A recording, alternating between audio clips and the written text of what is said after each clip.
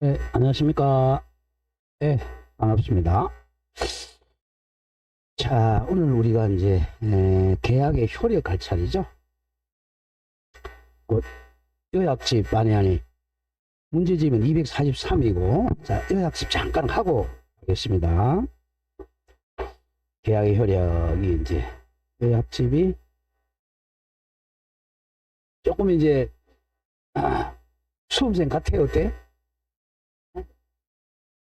이제 문제 썼으니까 조금 그래요? 아직도 날씨가 더워가지고, 그죠?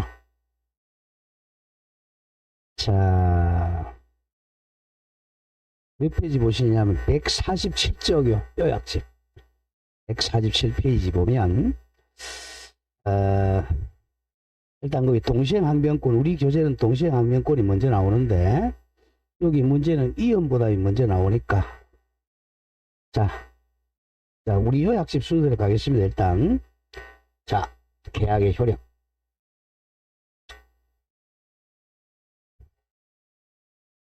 자, 계약의 효력을 이제 우리 조문이 두 개예요. 첫째, 이제 쌍무계약. 쌍무계약의 효력이 이제 쌍무는 양쪽 다 의무자잖아요. 그죠? 갑이을에게 이 집을 이제 1월 1일 날 매매 계약을 했다. 이렇게. 그럼 매도인도 채무자고 매수인도 채무자예요. 둘 다 채무자입니다. 우리가 채권계약법, 같은 말 채무계약법이에요. 권리자로 따지면 채권이고 의무자로 따지면 채무죠. 근데 보면 이 물건으로 따지면 물건으로 보면 갑은 이 물건을 소유권 이전해 줘야 되잖아. 물건으로 보면 매도인이 채무자고 의무자죠. 채무라는 것은 자, 자기가 이제 이 채무를 이행해야 될 사람이죠. 소유권 이전해 줘야 돼. 다음, 이 사람은 소유권 이전 받으니까 자, 이걸이 이제 채권자가 되는 거죠. 등기에서는 항상 이 부동산까지 따지니까 매도인이 등기 의무자, 매수인이 등기 권리자 이렇게 되죠. 만약에 돈으로 가지고 따진다. 이 돈 1억. 돈으로 따지면 이 사람이 돈 줄 의무자니까 채무자죠. 이 사람은 돈 받을 권리자니까 채권자죠. 근데 우리는 이제 다 이제 이 물건 가지고 이제 판단합니다. 그래서 이 매도인을 채무자, 매수인을 채권자라 그래요. 자, 그래서 이제 양쪽 다 이 사람도 의무, 이 사람도 의무가 있다는 거죠. 갑은 집을 넘길 의무, 을은 돈을 줄 의무죠.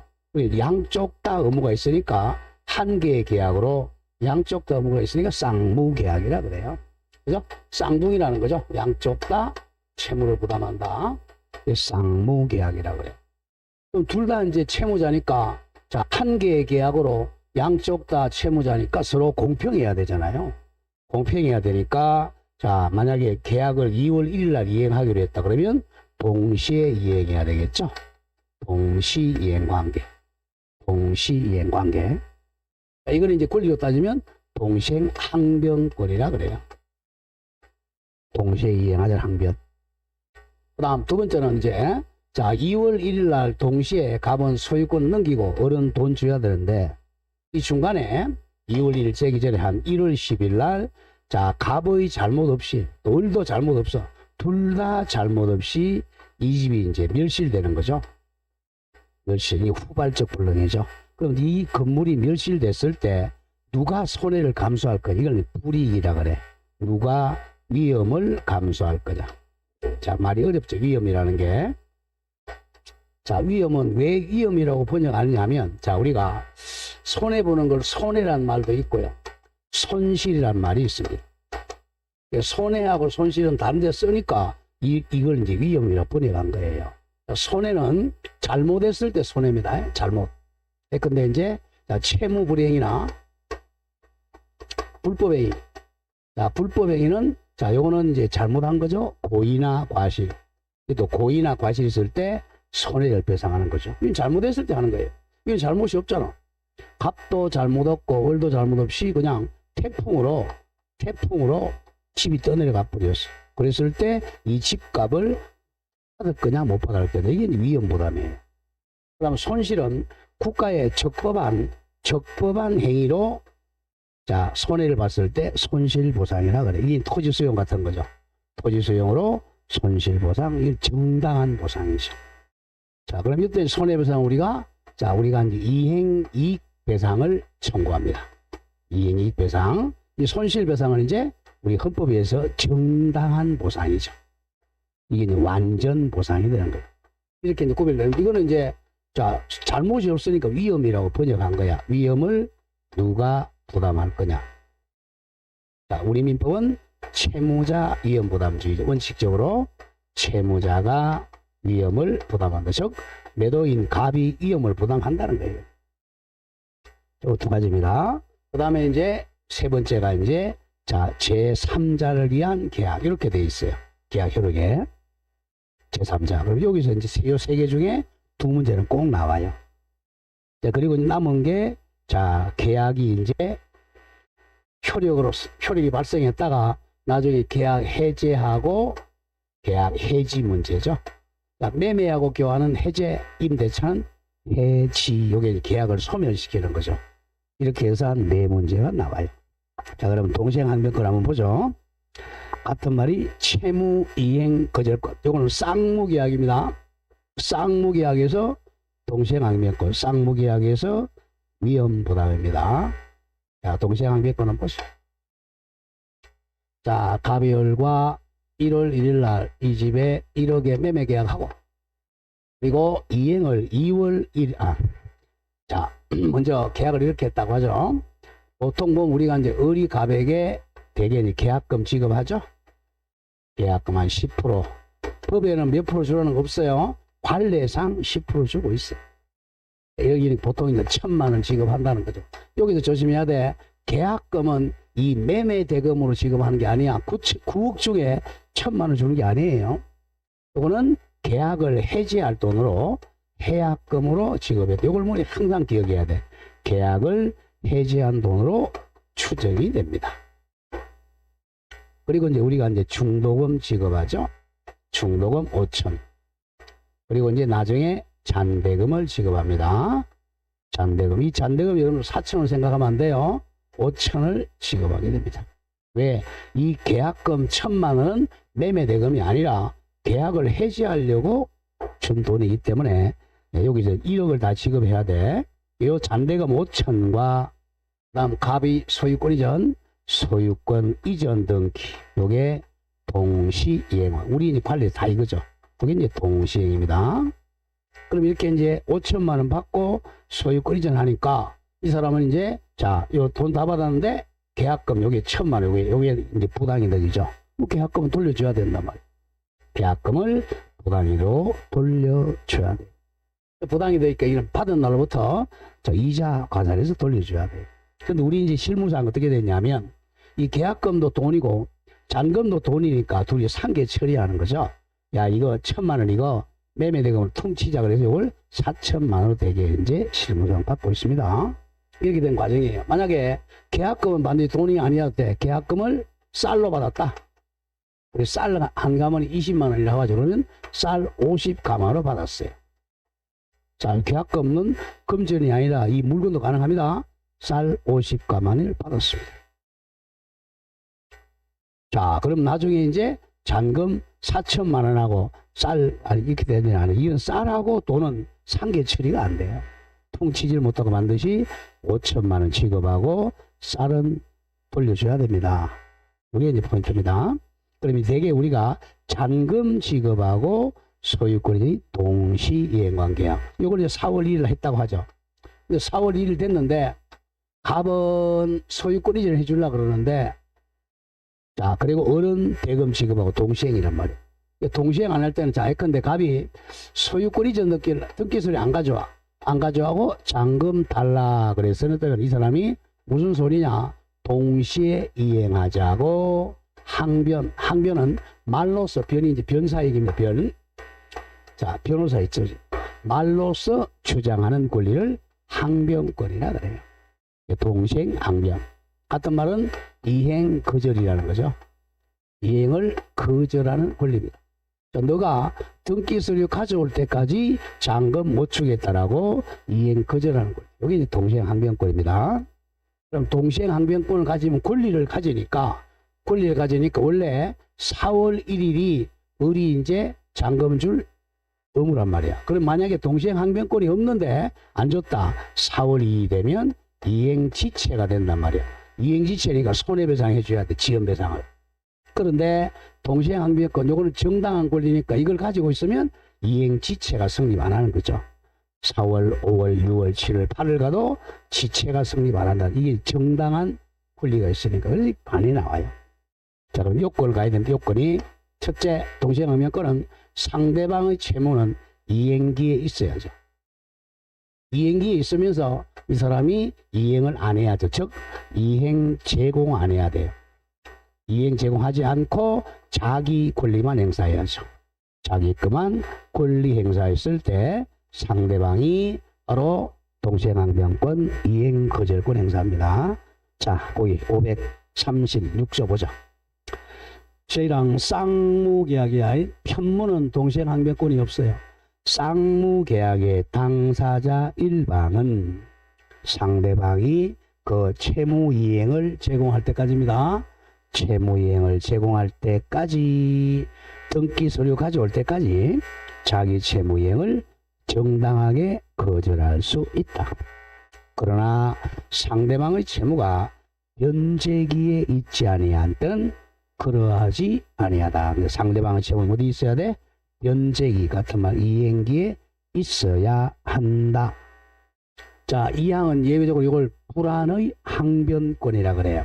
선이행 의무자도 불안하면 항변이 가능해요. 자, 당사자 일방이 상대방 먼저 선이행하여야 할 경우에도 상대방이 곤란할 현저한 사유가 있는 때는 전항 본문과 같다는 것은 이행 거절할 수 있다.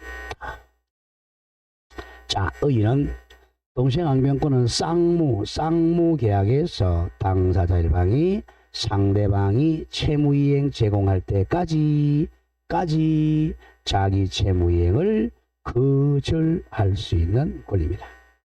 자, 이번에 성립요건에서는 자, 양을 1번에 동일한 쌍무계약에서 한 개의 쌍무계약에서 각 당사자가 대가적인 채무를 부담하고 있어야 돼요.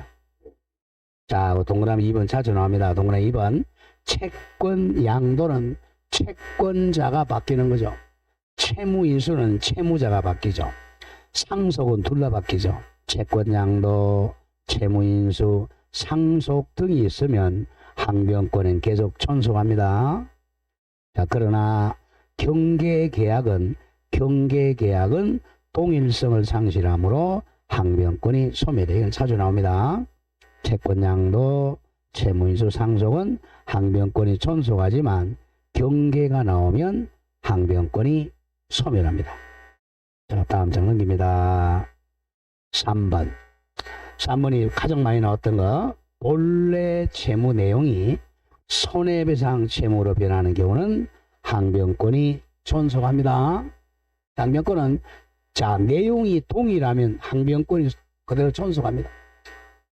자, 갑이 이제 자, 이 가옥을 이전해주고 자, 대금 지급이 동시행이었어요. 4월 1일 날 동시행하기로 했어요. 근데 이게 이제 한 2월 1일 날 갑의 잘못으로 갑이 불질렀어요. 갑의 잘못으로 집이 불났죠. 그러면 이행불능으로 이 가옥을 이전할 게 손해배상으로 바뀌죠. 채무불이행으로 손해배상으로 바뀌어요. 이 손해배상 채권과 이 잔금 채권은 동시행관계입니다. 원래 채무 내용이 쉽게 해서 물건이 돈으로 바뀐 거예요. 그래서 내용이 동일하니까 이 손해배상 채무와 상대방의 채무는 동시행이 계속 존속합니다. 자, 양가로 이번에 상대방의 채무는 변제기에 있어야 됩니다. 1번에 먼저 할 선이행 의무자는 원칙은 동시행항변권이 없어요. 먼저 이행할 의무자니까. 근데 그 2번 예외가 나오죠. 선이행 의무자도 예외적으로 항변권이 있는 경우. 그 두 개 기억해야 돼. 기억. 상대방 채무 변제기 도래십니다. 땡땡. 먼저 선이행 의무를 이행하지 않고 있는 동안 상대방이 후이행이야. 후이행 채무의 변제기가 도래하면 이행을 지체했던 선이행 의무자도 동시행항변을 주장할 수 있습니다. 그런데 유명한 판례 나오죠. 매수인이 먼저 선이행해야 될 중도금 지급하지 아니한 채 매수인은 자 소유권 등기 받는 것보다 중도금 지급이 선이행이죠. 선이행을 하지 아니한 채 잔대금 지급일 경과 줄 것이에요. 잔대금 지급일이 동시행 관계잖아. 이걸 경과한 경우에는 매수인의 의무 세 가지죠. 매수인은 중도금, 원금 및 이에 중도금에 대한 지급일 다음 날부터 잔대금 지급일까지의 지연손해금과 잔대금 지급 의무 이 세 가지 의무는 매도인의 소유권 이전 의무와 동시 이행관계에 있습니다. 워낙 자주 나와요. 다음 미연의 불안의 항변권이죠. 선이행 의무자가 먼저 이행을 해주면 나중에 상대방의 이행이 곤란할 현저한 사유 예컨대 상대방이 파산 선고가 나요. 그러면 자 자기가 못 받을 가능성이 있으니까 선이행 의무보다도 항변권이 인정됩니다. 다음 양으로 3번에 상대방이 채무 이행을 제공하지 않고 이행을 청구해야 돼요. 또 대표적이고 1번 수령지체 같은 말 채권자 지체에 빠진 경우에도 항변권은 계속 존속합니다. 땡땡 보죠. 쌍무계약의 당사자 일방이 먼저 이행 제공하여 상대방을 수령지체에 빠지게 했더라도 과거에 한 번 이행 제공 있었다는 사실만으로는 항변권이 소멸한다고 할 수가 없다. 소멸하지 않는다는 겁니다. 왜 자주 나오니까 자 갑이 자 2월 1일 날 동시에 이행이 하기로 해서 갑이 이행 제공했어요. 자 등기 서류를 가져와 가지고 야 등기소에 등기하러 가자라고 이행 제공했어요. 우리 바쁘다고 자 나 등기 못하겠다 바쁘다고 안 받는 게 수령지체죠. 수령을 지체했습니다. 같은 말 채권자 지체죠. 우리가 등기를 못하고 이제 등기소를 가져갔어요. 이제 갑이 이제 열받아가지고 한 일주일 정도 있다가 2월 10일 날 이번에는 자기가 이행 제공 안 합니다. 등기소리 안 가져오고 야 잔금 달라 그랬을 때 자 이 사람이 한번 이행 지체 수령 지체죠. 수령 지체했던 사람이 이 사람이 이행 제공 안 하니까 동시행 추정할 수 있겠네요. 예, 가능합니다. 왜냐 이 사람이 이행 제공을 안 했으니까 동시행 항변권은 존속합니다. 자 효력은 동그라미 1번 내려와서 일시적인 연기적 항변권입니다. 그리고 동그라미 2번 조심하고 무조건 항변권은 주장을 해야 효력이 발생해요. 동시행 항변권은 자 주장해야 됩니다. 항변자의 같은 말이 자 소송에서 주장하는 우리가 원용이라 그래요. 원용한다 같은 말 주장입니다. 자, 법은 판사들은 원용이란 말 굉장히 많이 씁니다. 원용 같은 말 주장하지 않으면 직권으로 재판 못합니다. 항변권은 원용하지 못하면 직권으로 고려하지 못합니다. 그러면 원용했다. 그러면 이번에 어떻게 소송상 판결해 주느냐. 자 원용하면 법원은 원고 패소 판결 같은 말 청구 기각한다는 판결이 아니라 원고 일부 성소 판결 같은 말 상환으로 이행하라는 판결을 해야 됩니다. 자 5번 3번에 실체의 효력 조심하고 자 항변권을 가지고 있으면 1. 이행지체가 면제됩니다. 이행지체 불성립이라는 거죠. 아까 잠깐 했죠. 동시행 항변권자는 지체 책임을 지지 않습니다. 그리고 2번에 자동채권으로 상계를 못해요. 자동채권은 자기가 받을 채권을 자동채권이라고 그래요. 그 다음에 정당한 항변권이니까 3. 이자가 발생하지 않습니다. 4번 조심. 그러나 동시행 항변권은 그냥 항변만 하는 것이지 권리 행사가 아니야. 권리 행사가 아니므로 채권의 소멸시효는 중단되지 않습니다. 4번 소멸시효 동시행 항변권은 딱 한 개밖에 없어요. 상대방이 채무행위 이행 제공한 때부터 149페이지예요. 이행 제공한 때부터 동생 항변권이 소멸. 등기 서류 가져온 때부터 항변권 소멸해요. 그 밑에 이제 5번을 외워야 돼요. 자, 동시 이행 항변권이 성립하는 것. 많이 나오는 게고 2번 계약 해제했을 때 쌍방의 줄거대 원상 회복 의무는 대표적인 동시행입니다. 원상 회복 의무 사이. 다음 4번 매매 계약이 무효 취소되면 서로 부당이득이죠. 취소했을 때 대금 반환과 소유권 이전 등기 말소 의무 서로 부당이득 반환입니다. 다음 7번 구분 소유적 공유 관계 같은 말 상호 명의신탁이죠. 상호 명의신탁이 해소됐을 때 쌍방의 지분 이전 의무가 대표적인 동시행입니다. 맨 밑에 10번 채무 변제하고 영수증 교부받는 게 서로 동시행이에요. 우리 밥 먹고 카드 주고 카드 주는 게 채무 변제죠. 그럼 카드 영수증 동시행으로 받아왔잖아. 그러나 그 옆에 변제하고 채권 정서방은 동시행이 아닙니다. 영수증 교부받는 것만 동시행이지 채권 정서방은 동시행이 아닙니다. 또 대표적으로 많이 나왔던 거 다음 11번 12번 11번에서 조금 전에 설명한 거 부동산 매매했을 때 매수인의 잔대금 지급 의무와 매도인의 소유권 이전 등기 의무. 12 임대차 종료 후 자 임대인은 뭐 돌려줘야죠? 임대인은 보증금 반환 의무, 임차인은 임차물 반환 의무가 서로 동시이행입니다. 더 많이 나오는 게 동행항변권이 성립하지 않는 거 반대 외워야 돼. 1번은 조금 전에 했죠. 1. 채무 변제하고 뭐는 동시행했죠? 채무 변제가 뭐죠? 영수증 반환받는 게 동시행이야. 채권 정서 반환 동시행이 아닙니다. 식당에 가서 밥 먹고 자 카드 줄 테니까 채권 정서 주세요. 그러면 미친놈이라 그래. 식당 주인은 채권 정서가 뭔지도 몰라요. 그냥 영수증 있습니다 준단 말이에요. 다음 2번 3번 4번 5번 묶으세요. 2, 3, 4, 5는 선후관계입니다. 동시행이 아니고 먼저 선이행하고 후이행 받는 거야. 선후관계지 동시행관계가 아니에요. 이번에 이게 물건이죠. 무조건 저당 담보물건에서 채무 변제가 선이행이고 담보물건 말소는 후이행이에요. 저당 채무 변제했다.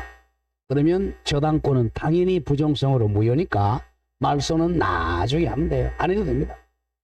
다음 3번도 조심. 양도담보도 담보물건이니까 양도담보도 채무자의 변제가 선이행. 양도담보는 등기가 소유권 이전 등기한단 말이야. 소유권 이전 등기 즉 양도담보 말소문은 후이행입니다. 4번이 워낙 많이 나오죠. 주택임대차에서 임차권 등기 명령 됐어요. 그럼 뭐가 선이행이죠? 임차보증금 반환 의무가 선이행이고 임차권 등기 명령 말소 의무는 후이행입니다. 선후관계예요. 워낙 자주 나와. 자, 그 다음에 이제 5번 토지거래 허가구역이죠. 토지거래 허가 신청 절차 협력 의무가 먼저 선이행이고 그리고 토지거래 허가를 받으면 자 매수인이 이행해야 될 매매대금 지급 의무가 후이행입니다. 이것도 자주 나와요. 여기가 토지거래 허가구역이잖아요. 자 그래서 이제 갑과 을이 토지거래 허가구역에서는 아직 허가 받기 전까지는 뭐죠? 유동적 무효다 이거죠. 자 그러면 이제 이게 이제 토지를 매매 계약했잖아. 그러면 갑과 을은 자 시군구청 즉 안동시장님께 가서 허가 신청하러 간다. 이 허가 신청은 뭐 이게 선이행이죠. 먼저 허가 신청해서 그럼 허가 신청하면 15일 내 허가를 해줘야죠. 그리고 허가를 받았어. 허가 받고 나서 자 매도인은 소유권 이전하고 매수인은 대금 지급 이게 후이행이란 말이야. 허가 신청이 선이행 서로 계약 이행은 후이행 관계입니다. 선후이행. 자 그 다음에 좀 지나가네요. 자, 6번에 조심할 게, 요거는, 자, 동시행은 항상, 자, 갑은 을에게 이행하고, 을은 갑, 이게 동시행이란 말이에요. 근데, 거꾸로, 갑은 을에게 이행하고, 을은 병에게 이행하고, 이거는 이행할 상대방이 다르잖아요. 요거는 동시행이 아닙니다. 왜? 한 개의 계약으로 서로 의무자, 이렇게 이행이야. 이게 동시행이지, 이렇게는 동시행이 아닙니다. 그게 6번 얘기예요. 근저당 실행을 위한 경매가 무효가 됐어요. 경매가 무효가 되면 받은 거 다 돌려줘야 되잖아요. 자, 보세요. 그러면 낙찰자는 채무자에 대해서 소유권 이전 등기를 말소할 의무입니다. 낙찰자는 채무자에게 말소 의무가 있고, 또 근저당권자는 낙찰자에 대해서 배당금 반환합니다. 그럼 반환받을 상대방이 다르죠. 그래서 동시행이 아닙니다. 다음 2번 위헌부담이 조금 어려워요. 자, 위헌부담은 자 뒤에 걸 잘 봐야 돼. 귀책 사유 없는 후발적 불능. 요걸 외워야 돼. 귀책 사유가 없어야 돼요. 후발적 불능은 두 개 나눕니다. 후발적 불능은 일단은 유효해요. 자, 전문주에 봤더만 원시적 불능 계약은 무효죠. 후발적 불능은 유효인데 두 가지죠. 지금 나오는 채무자 갑에게 잘못 귀책 사유가 있으면 채무불이행입니다. 채무불이행. 이 채무불이행 중에서 이행불능이죠. 우리가 채무불이행했으니까 뭐가 발생하죠? 자, 상대방에게 무조건 채무불이행 나오면 손해배상 청구권, 그리고 계약 해지권이죠. 그 다음 위헌부담은 여기 아니죠? 자, 채무자 갑에게 귀책 사유가 없어야 돼. 채무자 귀책 사유가 없다. 즉 잘못이 없어야 되죠. 귀책 사유라는 것은 고의 과실이란 말이에요. 잘못 없이 후발적, 이게 이제 위헌부담입니다. 자, 위헌부담 조심해야 돼. 위헌부담은 완전히 반대잖아요. 그러니까 여기서는 손해배상이란 말이 나올 수가 없고 해제란 말이 나올 수가 없어요. 이 점을 기억해요. 항상 여기는 나올 수가 없고 위헌부담은 자 갑니다. 그래서 위헌부담이 좀 어려워요. 처음에 할 때는 1월 1일 날 이 집에 1억에 매매 계약했어요. 이행은 2월 1일 날 이행기를 정했어요. 그럼 갑과 을이 매매니까 2월 1일 날 소유권 이전 대금 지급, 이게 동시행 관계였죠. 자, 그런데 이 집이 자, 이 이행기 되기 전에 한 1월 10일 날 자, 갑에게 잘못이 없어야 돼. 그리고 이쪽에도 둘 다 잘못이 없습니다. 그래서 만약에 태풍이나 지진, 시험장 이런 말 나오면 무조건 위헌부담. 또는 제3자가 불질렀죠. 갑도 잘못 없이 을도 잘못, 제3자 병이 불질렀어요. 방화. 이게 이제 위헌부담이죠. 이렇게 해서 이 집이 중간에 날아갔습니다. 그럼 이제 얘도 잘못 없고 얘도 잘못 없으니까 문제는 집은 멸실됐고 2월 1일, 그러면 이 집은 이행불능됐잖아. 그래서 돈 1억을 받을 수 있느냐 못 받느냐, 이게 이제 위헌부담이에요. 원래 1억 바뀌었으니까 우리 민법은 채무자 위험부담이, 채무자가 위험을 부담한다. 부담한다는 것은 감수한다는 거야. 위험을 감수한다. 그러니까 1억을 자기가 감수하니까 1억 못 받는다는 거죠. 1억 못 받으니까 결국은 태풍으로 집만 날아가고 돈 1억 못 받으니까 채무자가 위험을 부담한다는 것이죠. 만약에 1억 받을 수 있다 그러면 채권자가 부담하는 거죠. 근데 원칙은 채무자 위험부담. 채무자 위험부담은 두 사람 다 잘못이 없어요. 근데 예외적으로 채권자 위험부담 두 가지.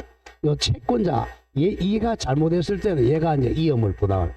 얘가 위험을 부담한다는 것은 1억 지급하라 이거죠. 자, 얘가 잘못하면 을이 불질렀어요. 을이 열받아 물 확 싸질러 버리죠.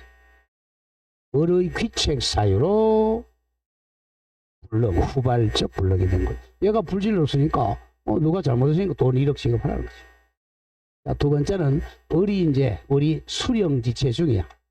수령 같은 말 채권자 지체죠. 채권자 지체자를 이 사람이 잘못한 거죠. 자, 갑이 등기서류 가져왔어요. 2월 1일 날 등기서류 가져와서 등기하러 가자. 그러면 등기서류 받아가지고 등기하면 자기 앞으로 소유권 넘어온단 말이야. 내가 안 받겠다 그러니까 등기서류 가져갔어요. 그랬는데 그 다음날 2월 3일날 태풍으로 집이 떠내려갔어요. 그럼 얘가 잘못했으니까 돈 1억 지급하라 이겁니다. 자, 여기서는 포인트가 뭐 말만 안 나와? 손해배상이나 해제란 말이 나오면 안 된다. 자, 하나씩 보죠. 537조 보세요. 채무자 위험부담주의. 누가 위험부담한다? 채무자. 이게 원칙이야. 쌍무 계약의 당사자 일방의 채무가 당사자 쌍방 갑과 을의 책임 없는 사유로 이행할 수 없게 된 때는 채무자 갑은 상대방 을에게 이행 청구하지 못한다. 1억 청구하지를 못한다. 이거야. 그럼 이제 가끔 나오는 게 나중에 나오겠지. 이게 나온단 말이에요. 자, 1억을 청구하지 못해요. 자, 그런데 이 집이 불나기 전에 이제 갑이 계약금이나 아니면 중도금을 먼저 받았다고 하죠. 합해서 한 6천만 원 받았어요. 받았는데 그 다음날 자, 태풍으로 집이 떠내려갔다. 그럼 이거는 받아야 될 돈이야? 안 받아야 될 돈이야? 안 받아야 될 돈 받아서 이게 무슨 이득이죠? 부당이득으로 반환해야 되겠죠? 부당이득으로 반환합니다. 이게 포인트입니다.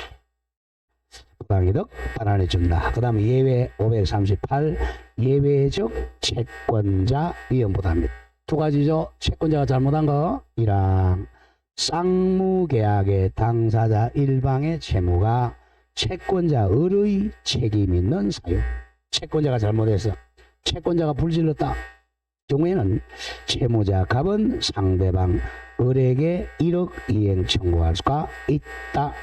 두 번째, 채권자의 수령지체 중에 또는 같은 말 채권자 지체 중에 당사자 쌍방의 책임 없는 사유로 태풍으로 불이 난 경우에도 같다. 자, 두 개 외워야 됩니다. 예외적 채권자의 부담은 채권자가 잘못해가지고 후발적 불능되거나, 두 번째는 수령지체 중에 태풍으로 불난 거죠. 자, 제3항 갑니다. 전항의 경우, 전항이 바로 채권자 위험부담의 경우는 뜻입니다. 채권자의 부당의 경우에도 채무자 갑은 자기 채무를 면함으로써 이익을 받은 경우, 이게 부당이득이야. 부당이득을 얻은 때는 부당이득은 당연히 채권자에게 상환하여야 한다. 자, 오른쪽 와서 자, 1요건에서 첫 번째 줄 동그라미 1 쌍무계약에서 동그라미 치세요. 채무자에게 귀책사유 없는 후발적 불능이 돼야 돼. 채무자에게 귀책사유가 없어야 돼요. 다음 양가로 2번 효과는 땡땡 채무자는 자기 급부를 면하는 대신 자, 반대급부인 대가 1억을 청구할 수가 있다. 없다. 결국 채무자 갑과 채권자 을은 둘 다 채무가 소멸합니다. 갑은 가옥 이전 채무 소멸, 을은 1억 채무가 소멸합니다. 자, 1번 조심. 만약에 반대급부인 계약금이나 중도금 등을 이미 이행했다면 부당이득 반환을 청구할 수가 있다. 자, 중에 2번 대상 청구권. 요게 굉장히 중요합니다. 대상. 한자를 좀 보세요. 대상. 대신 상환을 청구하는 권리입니다. 대상 청구권. 대신 상환을 청구하는 권리. 요새 한자를 안 쓰니까 자꾸 저도 한자를 까먹어요. 자꾸 안 쓰니까 이제. 과거에는 한자를 강의를 했는데 지금은 한자라고 하면 학생들 모르니까 전부 다 집에 가버려요. 근데 사실은 민법은요, 한자를 공부하면 굉장히 점수가 잘 올라옵니다. 뭐, 의의는 그냥 알잖아요. 대신 상환청구는 뭐 대신? 자, 불능입니다. 불능을 대신해 가지고 불가능해졌을 때 대신 청구하는 게 대상 청구권이라 그래요. 여기까지 보죠. 자, 우리가 이제 지금 위험부담이 불능이었죠. 무슨 불능? 후발적 불능이었죠. 그 대신에 이제 나중에는 토지 수익, 뭐 시험 많이 나온 게, 자, 이 땅을 팔았어. 1억에 매도인, 매수인 2월 1일 날 동생하기로 했어요. 근데 이 중간에 1월 10일 날 국가가 수용을 했어요. 수용했는데 얼마 수용했냐? 2억 수용했어요. 자, 그러면 이제, 자, 그럼 딱 이름이 1월 10일 날 수용 개시일이 돼버리면 1월 10일 날 국가가 이 땅 소유자가 된 거야. 자, 정확하게는 뭐 이 사람이 수용 보상금 지급 또는 공탁을 정지 조건으로 수용 개시일 날 소유자 됐어요. 그럼 이제 소유자가 이제 갑으로 바뀌었으니까, 국가로 바뀌었으니까 이 소유권 이전 채무는 가능해, 불가능해? 가능해, 불가능해, 이제. 1월 10일 날 가능해, 불가능해요. 이거 누구 땅 거예요, 누구 땅? 국가 땅이잖아. 이 갑은 이제 이행이 불가능하죠. 무슨 불능이죠? 후발적 불능이 됐죠. 그럼 이 사람이 잘못이야? 잘못 없어요? 잘못 없죠? 잘못 없으니까 뭐야? 바로 위험부담이죠. 위험부담이니까 갑은 의무 소멸, 을의 의무도 소멸하죠. 이 끝나는 거예요. 자, 근데 남은 게 갑은 이제 이 이행 불능에 대신해서 받는 게 뭐죠? 요거죠. 2억 상환 청구권. 수용 보상금이죠. 수용 보상금 청구권이 갑에게 발생합니다. 자, 그랬을 때, 자, 을이 이제 대상 청구합니다. 그러면 이 수용 보상금을 갑에게 하지 말고 나한테 달라 이렇게 하는 것을 대상 청구권이라 그래요. 그럼 을이 만약에 2억을 받았다. 이 사람이 2억을 받았다. 그럼 원래 이 사람은 얼마 주기로 했어요? 1억 주기로 해서 1억은 지급해야 돼요. 1억을 지급하고 대상 청구하는 거죠. 만약에 그런데 이게 수용이 2억이 아니라 5천만 원에 수용됐다. 그럼 어른 대상 청구 하는 게 이익이야, 안 하는 게 이익이야? 안 하는 게 이익이죠. 5천만 원 받고 1억 줘야 되니까. 그럴 때는 대상 청구를 안 해도 됩니다. 이 사람 권리예요. 을이 대상 청구합니다. 자, 그게 포인트입니다. 자, 대상 청구는 채무자 갑이 급부 불능을 원인으로 급부에 가름하, 급부 같은 말 이행입니다. 이행. 급부에 가름하여 이익을 취득한 경우 대표적인 애가 토지 수용 보상금입니다. 만약에 이제 항상 머리 그릴 때, 자, 우리 계약법에서 수용 보상금이 나오면 무조건 대상 청구권 떠올라야 되고, 물권법에서 수용 보상금이 나오면 물상대의가 떠올라야 돼. 물상대의. 그런 게 포인트예요. 물상대의. 자, 그런 경우에 상대방은 그 대상이 바로 토지 수용 보상금을 청구할 수 있다. 줄 거세요. 이때 상대방은 자기의 반대가 1억은 반드시 뭐 해야 된다? 이행하여야 한다. 이게 포인트입니다. 대상 청구하게 되면 자기의 채무는 이행을 해야 됩니다. 자, 그럼 문제 한번 가보죠. 자, 19번. 자, 위험부담 틀린 거. 자, 위험부담도 쌍무계약에서 나오는 거야. 쌍무계약이 바로 동위잖아. 1번. 현무계약의 경우는 위험부담 법리가 적용되지 않습니다. 위험부담 무슨 계약에만? 쌍무계약에만 적용돼요. 2번. 우리 민법은 채무자 위험부담주의를 취하고 있습니다. 다음 3번 조심해야 돼. 채무자의 책임 있는 사유로 후발적 불능이 발생한 경우 위험부담 법리가 적용된다. 이거 틀렸네 이거죠? 채무자의 책임 있는이 아니라 없는 이렇게 돼야죠. 채무자의 책임 없는 사유로 후발적 불능일 때만 위험부담 법리가 적용돼요. 채무자의 책임이 있는 그러면 채무불이행이 된단 말이야. 채무불이행. 다음 3번 4번 당사자 쌍방에 피책사유 없는 이행불능으로 매매계약이 종료됐네요. 이게 뭐죠, 바로? 위험부담이네요. 그러면 매도인은 이미 지급한 계약금은 무슨 이득이죠? 부당이득으로 반환해야 됩니다. 5번 계약 당사자는 자 위험부담도 임의 규정이에요. 무조건 계약 부분 다 임의 규정 특약으로 바꿀 수 있다는 거죠. 위험부담에 관하여 민법과 달리 정할 수가 있다. 무슨 규정이니까? 임의 규정입니다. 민법은 채무자 위험부담주의인데 둘이 합의해서 우리는 채권자가 위험부담하다. 네, 합의할 수 있습니다. 자, 20번은 뭐 한번 볼까요? 자, 짝수지만 틀린 것. 1번 민법 제537조가 정한 채무자 위험부담주의는 조금 전에 했죠? 강행 규정이 아니므로 같은 말 뭐야? 임의 규정이므로 이와 다른 약정할 수 있으면 그에 따른다. 정확해요.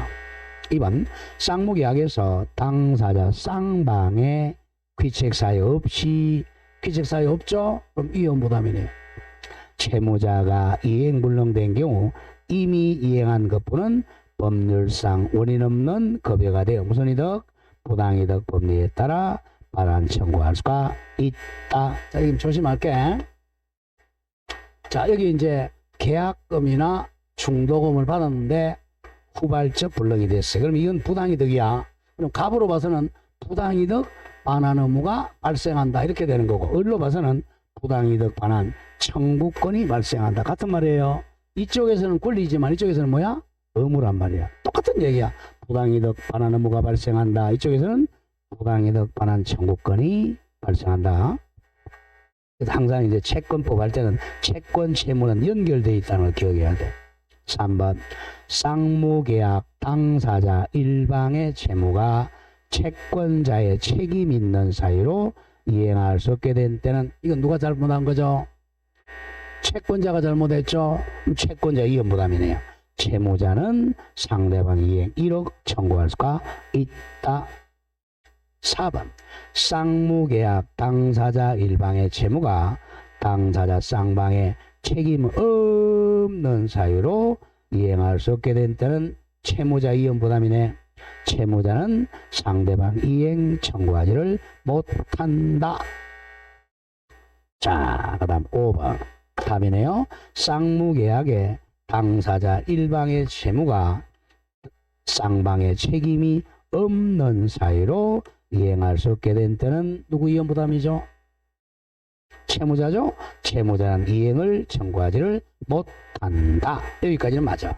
자, 이는 채권자의 수령지체 중이라도 마찬가지다. 이거 틀렸죠? 채권자 수령지체 중에는 누가 위험부담해야 돼? 채권자 위험부담입니다. 왜 틀렸어 뒤에가? 다음 21. 자, 중요 표시하세요. 여기 바로 옆에 저거 대상 청구권 얘기입니다. 그러면은 요 대상 청구권이 나올 가능성이 굉장히 커요.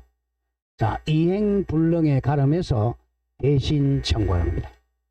자, 갑과 을이 갑의 토지에 대해서 매매계약 체결했는데 그 후 그 토지 전부가 동그라미 수용이 되어 소유권이 불가능하게 되었다. 틀린 것. 토지 수용됐으니까 위험부담이고 대상 청구권입니다. 자, 1번 보세요. 을의 이행불능의 이유로 갑과의 계약을 해지할 수 있다 없다? 해지할 수 있다 없다? 없다. 해제는 뭐가 있어야 돼? 잘못이 있어야 해제야. 채무불이행. 이거는 수용이니까 해제할 수 없다. 손해배상 청구할 수는 없다. 이렇게 나와야죠. 2번 갑이 수용보상금을 취득한 경우 을은 갑에게 수용보상금 2억 양도 청구할 수가 있다. 이게 대상 청구권이에요. 3번 위 2번의 경우 을은 갑에게 매매대금 1억은 아까 했죠? 지급해야 된다. 지급 안 해야 된다. 지급할 의무가 있다. 자기가 3억 다 있으면 안 되잖아. 2억은 자기가 청구하고 1억은 지급해야죠. 4번 답은 조심해야 돼. 위 2번의 경우 을이 갑에게 매매대금을 지급하면 1억 지급했어요. 그 수용보상금 자체가 을에게 기속되는 것은 아닙니다. 수용보상은 국가 거야. 자체가 기속되는 게 아니고 수용보상금을 청구할 수 있다. 이렇게 바뀌어야 돼요. 조심해야 돼. 수용보상금이 당연히 을에게 기속하는 것은 아니다. 아니다. 밑에 그 해설서 잠깐 보세요. 워낙 답으로 많이 나와. 자, 대상 청구권은 청구권이야. 청구권. 이행불능의 결과로 채무자가 이행의 목적물을 대신하여 이익을 취득한 경우에 심표 채권자 을이 채무자 갑에게 대하여 그 이익 청구할 수 있는 권리 청구권이야. 청구권이므로 채무자가 취득한 수용보상금 자체가 채권자에게 기속되는 것은 아니다. 청구권이지 당연히 기속되는 것은 아닙니다. 답이 4. 왜냐하면 이게 기속되면 아까 했잖아요. 5천만 원 이렇게 기속되면 손해보잖아. 당연히 기속되는 게 아니라 을이 많은 거죠. 청구해야 권리가 발생합니다. 자, 5번. 을은 갑에게 계약 체결상 과실 책임을 물을 수는 없다. 왜 그렇게 했어요? 왜 그렇게 했어? 이거 계약 체결상 과실 책임은 전문적으로 했죠. 언제가 계약 체결상 과실이야? 원시적 불능일 때 계약 체결상 과실이죠. 이건 이제 원시적 불능이 아니잖아. 무슨 불능이야? 후발적 불능이잖아. 정확합니다. 그죠? 후발적 불능이니까 계약 체결상 과실 책임을 물을 수는 없어요. 자, 22번 중에 표시하세요. 이음보다는 자꾸 틀리니까 다 풀어드릴게요. 갑은 22번 중에 표시. 이걸 잘 외워놔야 돼. 그러면 이음보다 확실해요. 갑은 자기 소유 주택을 을에게 매도계약 체결했는데 그 주택의 점유와 등기가 을에게 이전되기 전에 멸실했다. 틀린 것. 멸실 그러면 후발적 불능이야? 원시적 불능이야? 잘 보세요. 거기 후발적 불능이죠. 후불이죠. 그러면 이제 후불이 나왔으니까 두 개 나눠야죠. 채무자 갑에게 귀책 사유가 있느냐 없느냐. 이걸 항상 해. 귀책 사유가 있으면 채무불이익. 귀책 사유가 없으면 지금 배우는 위험부담. 뭘 잘. 이게 나오면 계약해제 손해배상. 이거는 계약해제 손해배상만 나오면 안 되고 채무자가 위험을 부담한다. 자, 그래서 1억 청구할 수가 없다. 부당이득 반은 준다. 자, 가보죠. 1번. 갑의 과실로 주택이 전서됐네요. 이게 뭐예요? 갑의 잘못이죠. 그럼 위험부담이야? 채무불행이야? 채무불행이잖아. 채무불행이니까 을은 계약을 해지할 수가 있다. 하나 더 적어. 해지가 있다. 더하기 손해배상 청구할 수도 있다. 잘 기억해야 돼. 갑에게 과실, 귀책사, 과실이 있으면 채무불행이니까 을은 해지하고 손해배상 청구할 수 있다. 2번. 주택이 태풍으로 멸실됐어요. 이거 뭡니까? 태풍이니까 위험부담이죠. 위험부담이니까 갑은 이미 받은 계약금은 부당이득이죠. 반환할 의무가 없다가 아니라 있다. 답이 2. 3번. 주택이 태풍으로 멸실됐어요. 위험부담이죠. 갑은 을에게 대금 지급 청구할 수는 없다. 자, 2번 3번 묶고 대답은 2번 3번. 2번 3번은 채무자 위험부담. 다음 4번 5번 묶으세요. 4번 5번은 채권자 위험부담이야. 채권자 위험부담. 자, 4번 보세요. 을의 과실이잖아. 을이 잘못했잖아. 을의 과실로 주택이 전서된 경우 갑은 을에게 대금 지급 청구할 수가 있다. 5번도 마찬가지. 갑이 이행기에 이전에 필요한 서류를 제공했어요. 을은 등기서류를 받아야 되는데 자, 제공하면서 주택의 인수를 최고하였으나 을이 이를 거절하던 중 이게 뭐야?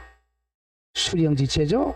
수령지체 중 태풍으로 멸실됐네. 그러면 채권자가 잘못했죠? 갑은 을에게 대금 지급을 청구할 수가 있다. 먼저 2번을 먼저 좀 기억하고 2번은 채무자가 잘못한 게 없으니까 채무자 위험부담. 을과 병은 4번 5번은 채권자가 잘못했으니까 채권자 위험부담이고, 1번은 채무자가 잘못했죠? 채무 불이행이 됩니다. 뭐 이런 식으로 출제가 돼요. 자, 23 갑니다. 같은 문제야. 갑이 을에게 자신의 건물을 매도 계약을 체결한 후 소유권 이전 및 인도 전에 화재가 발생해서 건물이 전소되었어요. 전소라는 것은 전부 화재로 소실됐다는 거야. 틀린 것은. 자, 1번 소유권 이전은 불가능하게 되었으므로 후발적 불능이죠. 을은 더 이상 소유권 이전을 청구할 수가 없다. 위험 부담입니다. 자, 2번 양 당사자의 책임 없는 사유로 화재가 발생했네요. 누구 위험 부담이죠? 채무자 위험이죠. 채무자 위험이 되니까 갑은 을에게 1억 매매대금 청구할 수가 없다. 3번 을의 과실로 화재가 발생했네. 누구 위험 부담? 채권자 위험 부담이네요. 을이 잘못했으니까 갑은 을에게 매매대금 청구할 수가 있다. 4번 을의 채권자 지체 중, 채권자 지체 중 그러면 채권자 잘못이죠. 양당사자의 책임 없는 사유로 화재가 발생하면 채권자 위험. 답은 을에게 매매대금 청구할 수가 있다. 자, 그래서 답은 5번이야. 4번의 경우 채권자 위험의 경우도 부당이득 반환해 줘야죠. 채권자 지체 중이므로 갑은 자기 채무를 면함으로써 얻은 이득은 부당이득이니까 을에게 상환할 책임이 없다가 아니라 있다. 답이 5. 자, 24로 가보죠. 마지막 위험부담입니다. 23. 답은 자기 소유 주택에 관해 을과 매매계약 체결하고 계약금과 중도금만 받은 상태다. 그런데 줄거보세요. 제3자 병의 방화로 갑과 을의 과실 없이 주택이 소실된 경우 틀린 것. 누가 잘못했어요? 제3자 병이 잘못했죠. 그러니까 누구 위험부담이야? 채무자 위험이죠. 채무자 위험. 그러니까 제3자 병의 방화, 태풍, 지진 이런 말이 나오면 채무자 위험부담이다. 이 객관적 문제는요, 이게 산수야. 그냥 대입을 해야 돼. 그냥 딱 나오면 병의 방화, 그러면 채무자 위험부담, 갑은 을에게 청구 못한다, 부당이득 반환해 준다. 그거요. 계약 해지 못한다, 손해배상 청구 못한다. 이러면 갑니다. 1번 갑과 을 상호간에는 채무불이행에 의한 손해배상 청구권이 발생한다. 발생하지 않는다. 발생하지 않는다. 채무불이행이 아니잖아요. 채무불이행은 누가 잘못해야 돼? 채무자 갑이 잘못했을 때가 채무불이행이야. 2번 갑은 이미 지급받은 계약금과 중도금, 이거는 뭐죠? 부당이득이죠. 부당이득으로 반환하여야 한다. 3번 갑이 대가위험을 부담하므로, 우리 위험은 대가위험을 줄인 말이야. 대가라는 것은 아까 1억 못 받는 위험이라는 거예요. 대가위험을 부담하므로 갑은 을에게 잔금 지급 청구할 수가 없다. 4번 위와 같은 경우에 갑에게 잔금 지급을 인정한 특약은, 이거 강행 규정이라고 그랬어? 임의 규정이라고 그랬어요. 임의 규정이니까 마다 유효하다. 답은 5번이네요. 만약 을이 주택을 인도받아 사용하고 있더라도, 자, 을이 주택 인도받아 사용하고 있죠? 그러면 자, 뭐죠? 월세는 줘야 되잖아. 임료상당 부당이득 반환 업무는 발생하지 않는다가 아니라 발생한다. 부당이득은 반환해야 돼. 자, 25 동시행항변권 갑니다. 동시행항변권도 임의 규정입니다.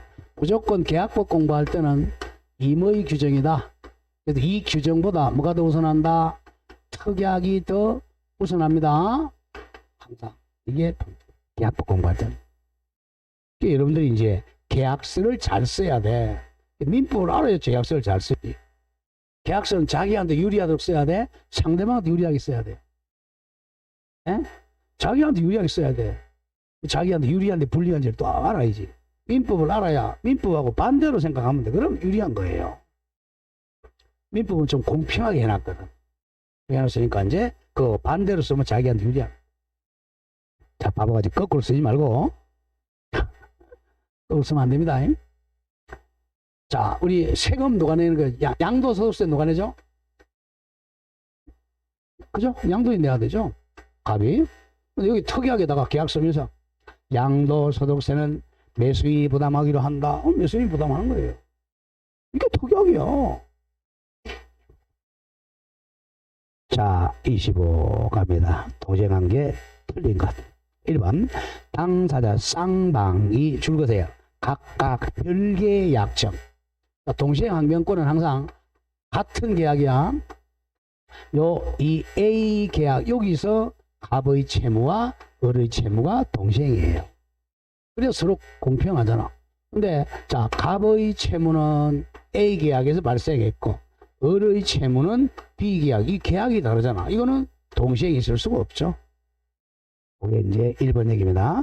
당사자 쌍방이 각각 별개 약정으로, 이게 포인트야.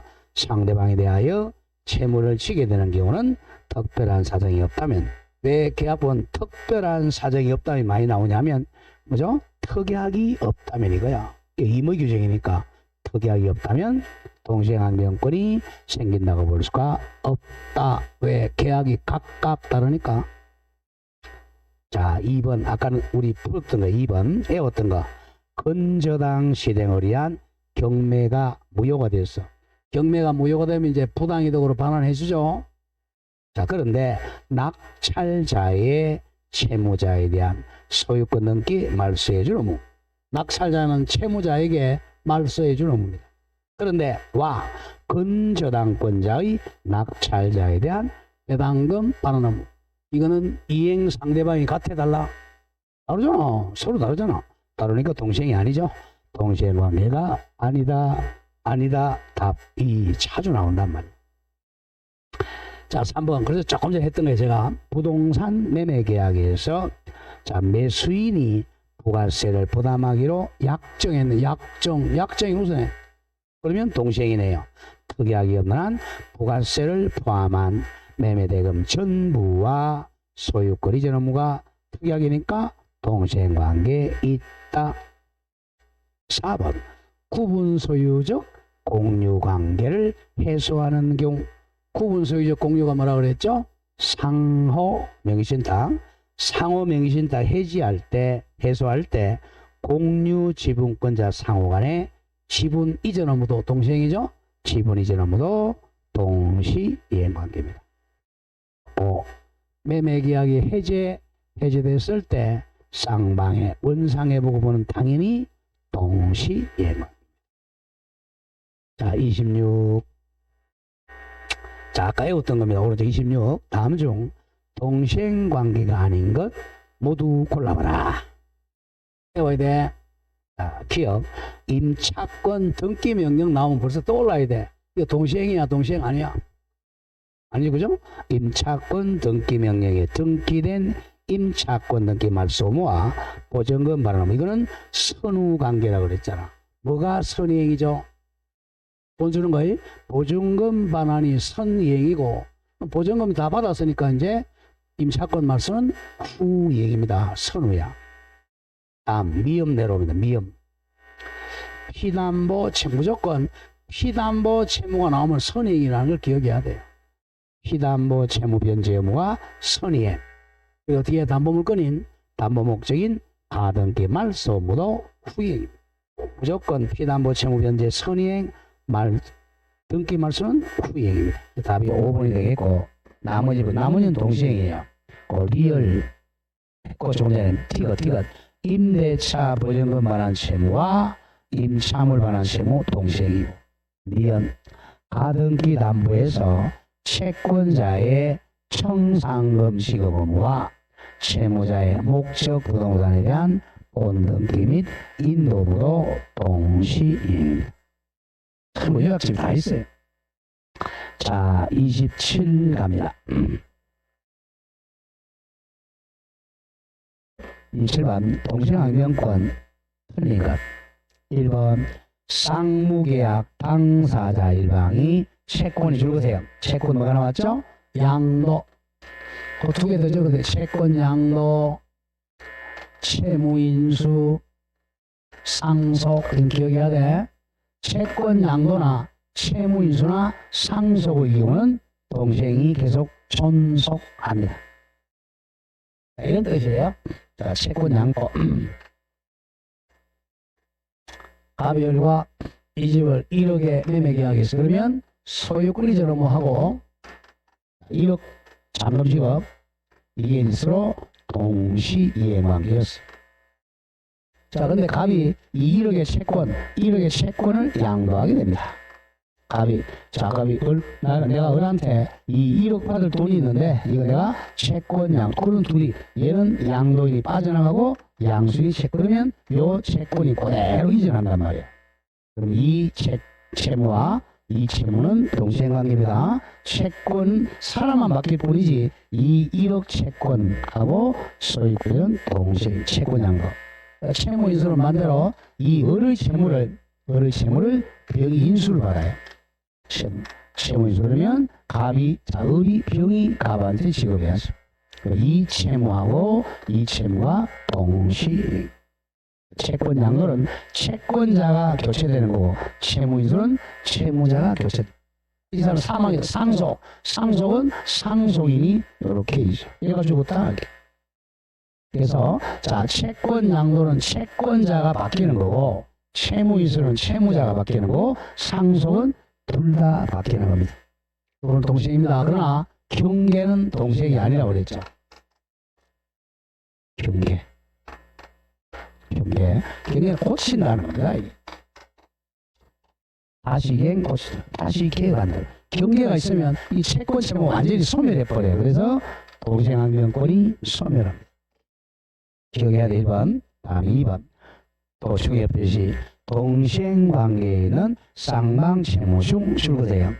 어느 한 채무가 이행불능이 되면 뭐로 바뀌어요? 손해배상 채무로 바뀌면 동시행항변권은 계속 존속합니다. 다음 3번. 선이행 의무자가 이행하지 않고 있는 동안에 상대방 채무 변제기 도래한 경우. 예컨대 매도인의 변제기 도래하면 선이행 의무자도 동시행항변권 행사할 수가 있다. 자, 답이 4번이네요. 일방의 이행 제공으로 수령지체에 빠진 상대방은 한번 수령지체에 빠져도 동시행 존속합니다. 그 후 그 일방이 이행 제공 없이 이행을 청구한 경우는 동시행항변권은 존속하니까 주장할 수 없다가 아니라 있다. 답이 4. 5번. 동시행항변권에 붙은 채권을 자동 채권으로 퉁치지 못하죠. 상기하지를 못한다. 다음에 28번은 보지 마세요. 보지 마시고 29로 가봅니다. 29. 이거 하고 좀 쉬죠. 동시행항변권 틀린 것. 자, 1번. 부동산 매매에서 매도인의 등기 이전뿐만 아니라 목적물 인도도 매수인의 대금 지급과 동시 이행관계입니다. 이건 자주 나오죠. 상식이잖아요. 갑과 을이 자, 이 집을 1억에 팔았어. 그러면 매수인은 대금 지급하고 매도인은 당연히 뭐 해야 되죠? 소유권 이전해주고 앤더 가옥을 명도해줘야죠. 요 두 가지 업무하고 이것이 동시이행관계입니다. 자, 만약에 여기에 뭐 저당권 등기 시비나 저당권이나 뭐 가압류 등기 돼 있다. 이거 말소 아니면 또 동시행이야. 이거 말소해주고 소유권 넘기고 이 인도도 잔금과 동시이행. 항상 계약은 완전한 이행이 동시이행. 2번. 매매 계약을 맺은 후에야 매수인이 등기부상 매매 목적물이 매도인의 소유가 아닌 것을 알게 되었다면 남의 물건이네요. 매수인은 중도금 지급을 선행하기로 하였더라도 그 지급을 거절할 수 있다. 이렇게 불안의 항변권입니다. 남의 물건인 거니까 불안해하니까 지급 거절할 수 있다. 자, 3번 토지 임차인이 건물 매수 청구권을 행사한 경우. 자, 매수 청구권은 형성권이죠. 일방적으로 매매 성립하잖아. 매매니까 동시행이네요. 토지 임차인의 건물 인도 및 소유권 이전 등기 의무와 토지 임대인의 건물 대금 지급 의무는 당연히 동시 이행합니다. 이게 이제 뒤에 임대차를 배우면 쉬워요. 갑이 이제 토지 임대인이니까 땅 소유자죠. 이게 을이 이제 임차인이 토지를 임차해가지고 이위인 건물을 지었다는 거죠. 건물을 지었어요. 이게 한 5억 정도 됩니다. 그러면 이제 나중에 나오겠지만, 자, 임대차 계약이 종료되면 1차로 뭐 하죠? 1차로 뭐 하죠? 계약 갱신 청구하죠. 갱신 청구했는데 거절당하면 2차로 바로 지금 나오는 지상물 매수 청구하는 거죠. 지상 매수는 일방적으로 매매 계약이 성립하는. 그러면 이 사람이 일방적으로 매도인이 되는 거고, 이 사람이 일방적으로 매수인이 되는 거죠. 매매 계약이니까 동시행이죠. 매수인이 뭐지 하죠? 5억이라면 5억 지급은. 얘는 뭐는 게 하죠? 건물 이전하고 소유권 이전이 서로 동시행 관계. 상식이에요, 사실. 매매 계약이니까 매매. 자, 4번 아까 많이 했던 거네요. 채무자의 채무 변제와 채권자의 저당권 말소 의무. 그건 동시행이야, 선후관계야? 선후관계죠. 동시행관계가 아니다, 선후관계입니다. 무조건 채무 변제 나오고 담보물권 나오면 담보물권 말소는 후이행입니다. 부종성 때문에 그래요. 답이 4. 5번 아까 에우라 그랬죠. 요거. 채권양도, 채무인수, 상속, 채권양도, 채무인수, 상속 등으로 당사자가 변경되더라도 동시행항변권은 존속하지만 뭐는 안 된다? 경계의 경우는 항변권이 소멸해요. 자, 경계는 뭐냐면 경계는 경계 적어봐. 구채무 소멸. 옛날 채무는 소멸하고 새로운 신채무가 성립되는 계약이에요. 그러니까 구채무가 소멸하니까 구채무에 붙어있던 동시행항변권도 같이 소멸한단 말이야. 그게 이제 경계입니다. 경계는 구채무가 옛날 채무가 소멸하고 새로운 채무가 성립하니까 옛날 채무에 붙어있던 항변권이 소멸합니다. 여기까지 하고 조금 더 하죠. 한 문제밖에 안 남았으니까. 31번 갑니다. 30번은 그 답만 한번 보자. 30번 1번 선이행 의무자가 이행하지 않고 있는 동안 선이행 의무자가 이행하지 않았어요. 상대방 그러면 후이행 의무자죠. 후이행 의무자의 후이행 채무에 뭐가 도래했어요? 변제액이 도래했죠.